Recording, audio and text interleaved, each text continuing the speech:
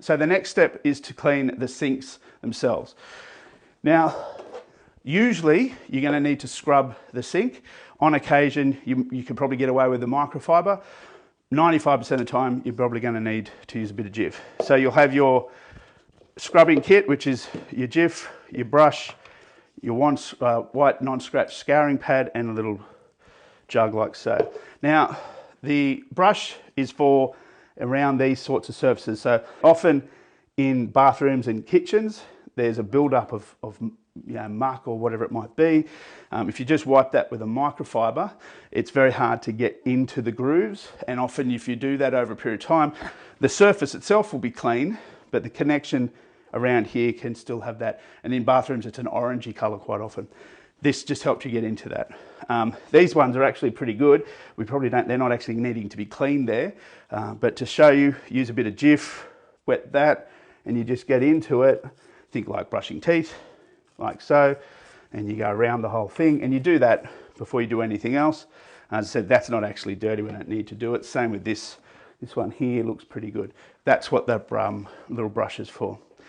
So then, you wet your white non-scratch scouring pad, make sure it's nice and wet. You want to wet both the sinks in this case, make sure that they have some water. Jif, you don't need a lot of Jif, so just try and a couple of drops per sink. You don't need a lot. Now the important thing to remember with Jif, when we rinse it, if you don't rinse it thoroughly, you're going to end up with this white, well in this case yellow powdery residue when it dries. So it's really important when we get to the rinsing, we rinse it well. All right, so get the Jif, get the white scouring pad, and you can get into the bits and pieces. There's some, looks like maybe makeup marks or something there. You get in, you make sure you get all the bits that are really dug in right around the sink itself, or the plug I should say, like that. Now with these plugs, be really careful. A lot of time these plugs, when you push them down, they get stuck. So I try not to push them down ever, just in case. Not every time, but it's just sometimes they do, and if they get stuck, it can be a problem. So try not to push those in. Now you could also use your brush on here, and we may need to do that on this side. You can see around the rim of the plug there's a bit of a build-up, and you just can get your brush in like that. You don't even really need Jif sometimes to get those bits out, just like that. You can see all that black stuff that's come out of there. All right, we'll quickly do this one.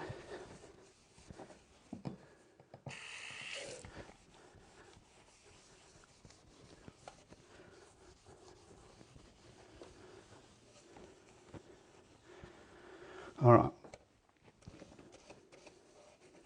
Now, I don't know if you can see this in the camera, but you can see the top of this plug's actually got a worn part. And this is an important thing when you do cleaning in general. Some things are dirty and some things are damaged. We can't fix damage with cleaning. We can obviously fix dirt with cleaning. So if you see that, you could spend 10 minutes trying to scrub something off that's actually never coming off because it's a bit of damage. Unlike this plug, which has still got the proper coating on it, you've just got to have your eye open to see the difference. All right. So when you've done that, you want to rinse the pad off, like so. And what I usually do at this point, I rinse this off, drain it out, and I'd throw it in the bath, which is what we typically will clean next. All right, with your jug, you literally just rinse off everything you've just done.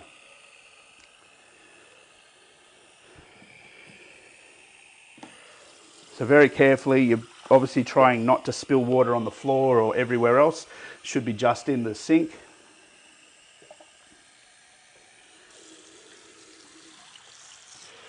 All right, that looks pretty good. We'll do this one.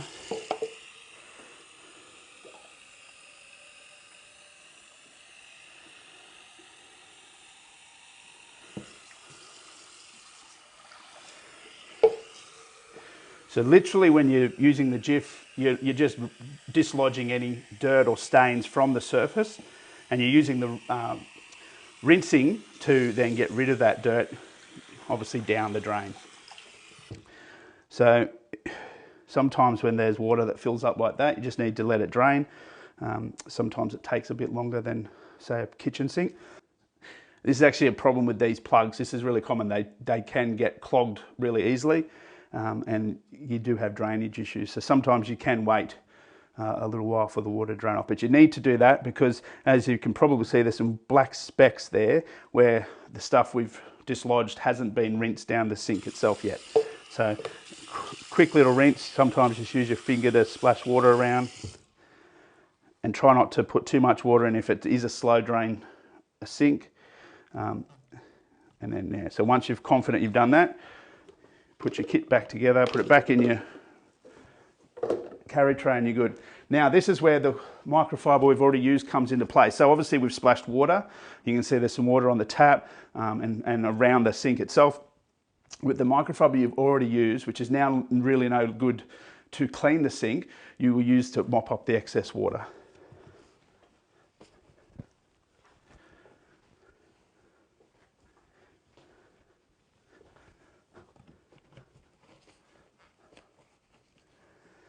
All right, and when you've done that, you've then finished with that particular microfiber.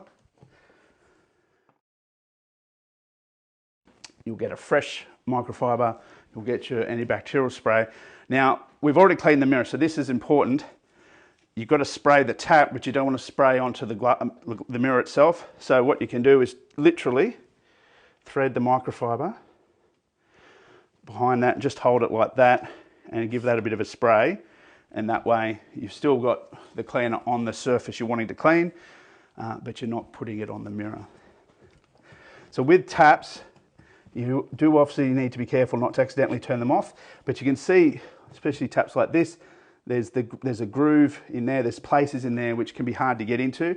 You can actually use the brush if there's build-up of gunk, but if it's, other than that, you wouldn't. You just have to be careful. You can actually hold your microfiber. We talk about flossing toilets, but you can also floss taps. You can get into things like that if it's a bit too tight for your fingers to get into. And obviously don't lift the tap because you can splash water everywhere, and we're trying to avoid that. All right, so do every part of the tap itself, getting into all the grooves, get underneath in there. Even the part when you're standing above it, you can't see under here, but you do want to make sure that you clean under there. Around the base itself, you can floss, so you just drag the microfiber through like that. When you've done that, you literally fold this back in, and then you do the rest of the surface.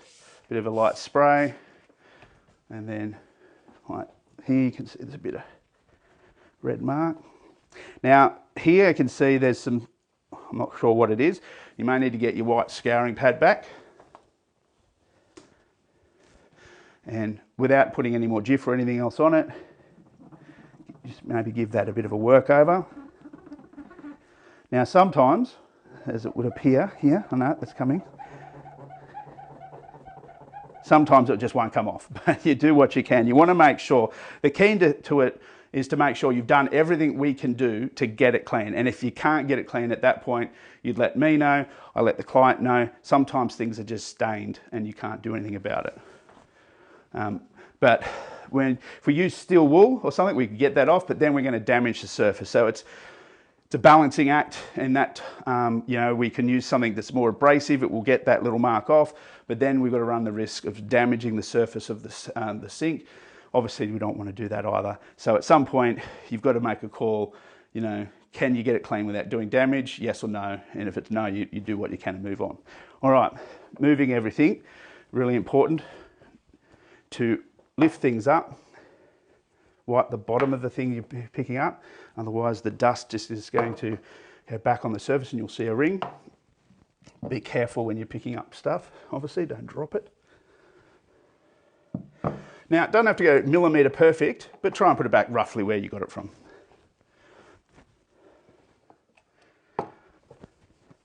Now, especially with hand lotion and toothpaste, there's usually going to be toothpaste and stuff, so you definitely want to do the bottom of the thing so that when you put it back, you're not going to leave a mark where you got it from.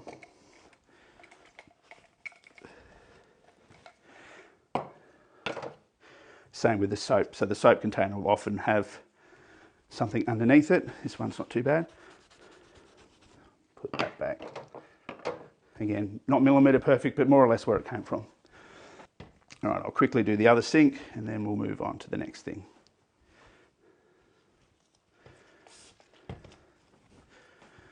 So it's also important to rotate your microfiber. So obviously we've talked about this, you fold it in half and then half again, always rotating the sides that you use so that's a clean side, so you're not using a dirty microfiber to try and clean a surface.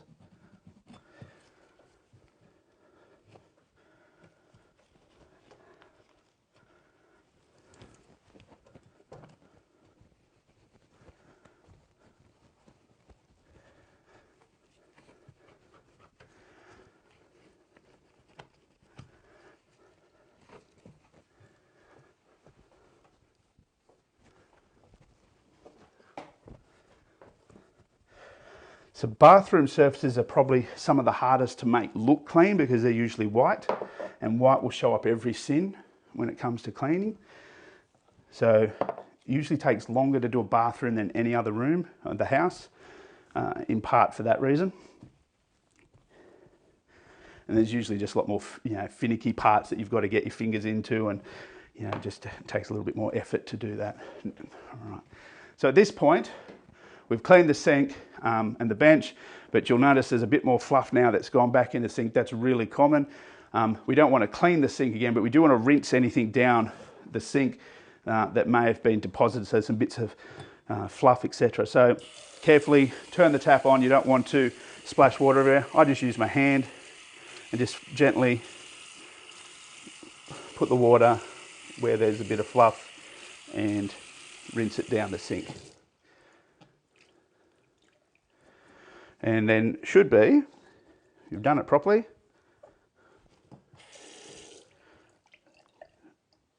no fluff in there. If you see a little bit of fluff, you can actually collect it on a finger, just wipe it on your pants or something, that's fine. But it should generally look like that. You don't have to worry about drying it. It's designed to have water in it. It's not a problem to leave it to dry naturally. All right, a bit of fluff there. So we know this sink had a bit of trouble draining, so we want to be a little bit more cautious about how much water we're putting into it in the first place, because we're trying to flush stuff down the drain without making a lot of mess with water building up, etc.